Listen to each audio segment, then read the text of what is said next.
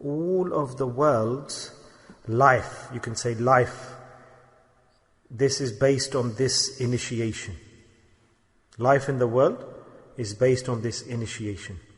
Marriage and married life.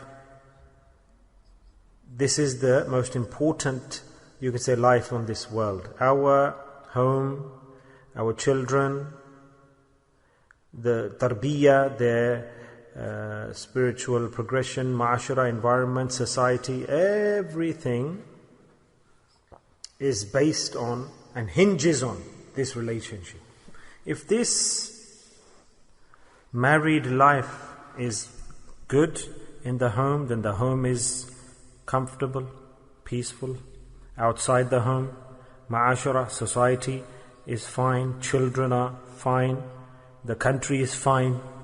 And in other words, the whole environment, society is based on the good and positive married life. So if you think now how important is this feature of life, that in the whole world, the world, the way it progresses in peace and comfort, it hinges on the marriage. It's easy for them to do divorce and live their so-called lives of freedom. But Islam does give ijazah. But in hadith, the Prophet ﷺ said that the worst case scenario from all halal things, the worst case scenario, at the extreme point, if you're forced to, the man or the woman, if you're forced to extreme point, then go towards that realm. Don't even think about the divorce or separation. If you're extremely forced, just like there's a severe circumstance at home, there's a severe problem, it's impossible, extremely difficult to live, then start thinking about that. Even there's a tariqah, the Quran is prescribed, the time frame,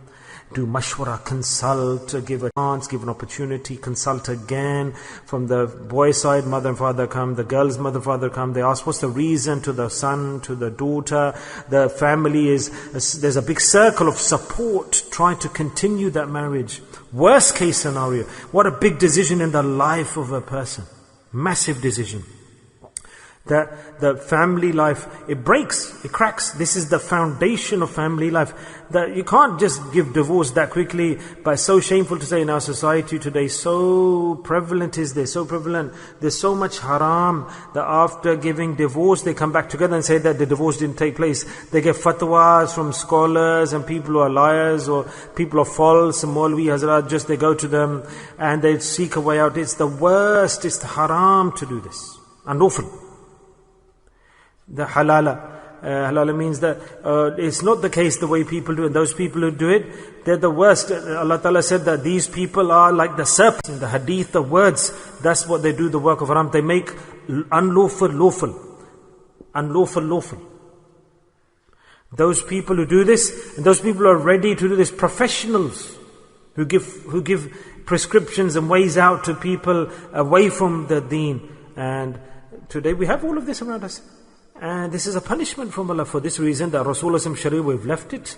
We don't know that after that, after divorce, to live together is a big sin, is zina. Discussing this with you.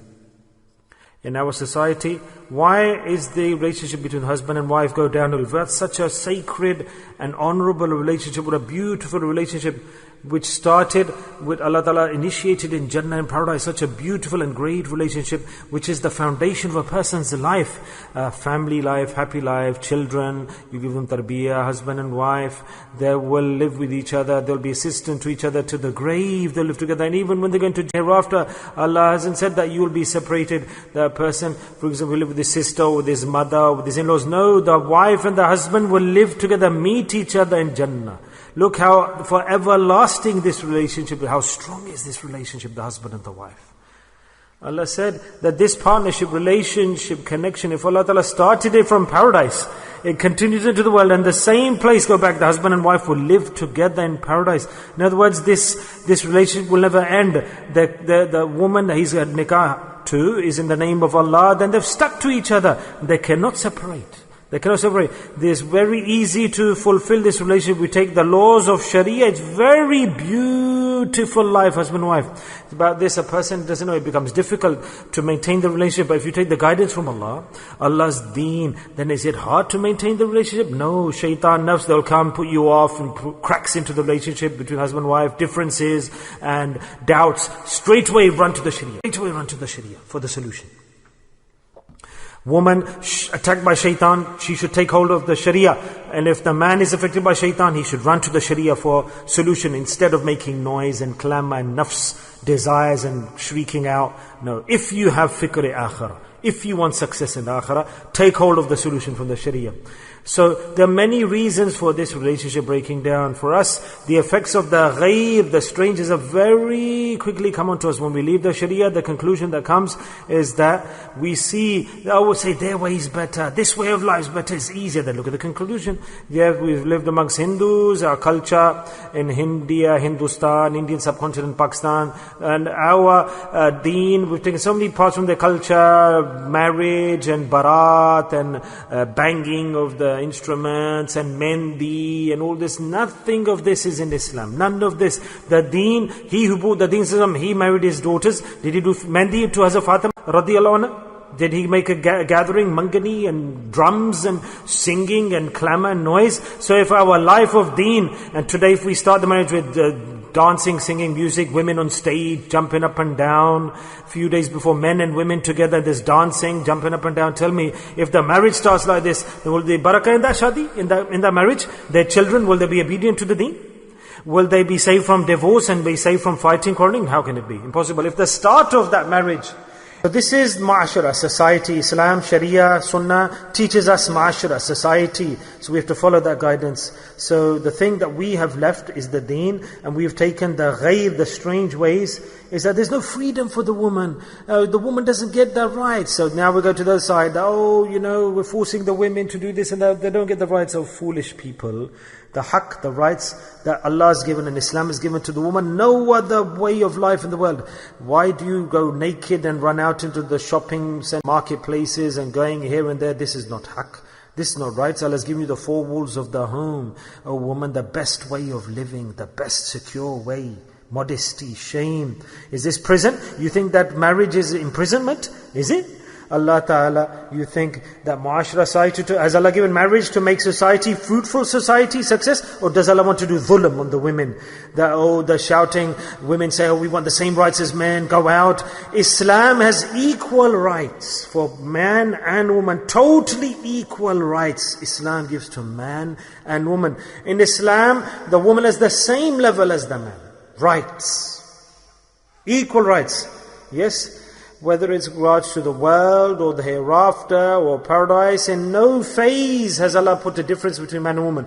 Both faraid, the circle of life, yes, their roles are different. The way to live the life is different. This is a hadith in Sahih al-Bukhari that the best man from amongst all of you, he didn't say all night worship. He didn't say keep the fast all year long or nafal, voluntary fast. Not that person who goes on hajj regularly. Rasulullah didn't say he who does tawaf the most. Or he didn't say that he has the most ilm knowledge. No, the best man from amongst you. Tell me, if Rasulullah is defining somebody as the best man, this is in Sahih Bukhari, what ibadah is it due to which the Prophet ﷺ said that he is the best human being, man, male? Subhanallah. The person who has fulfilled the rights of his wife. Subhanallah. Subhanallah. And you are like a monkey. You pray salah, fast, and then you keep your wife unhappy. You oppress her. Dhulm. Best man is he who with his family and the members of his household who presents himself in the best way. Again, Rasulullah said, the best man from amongst you is he who presents himself nicely with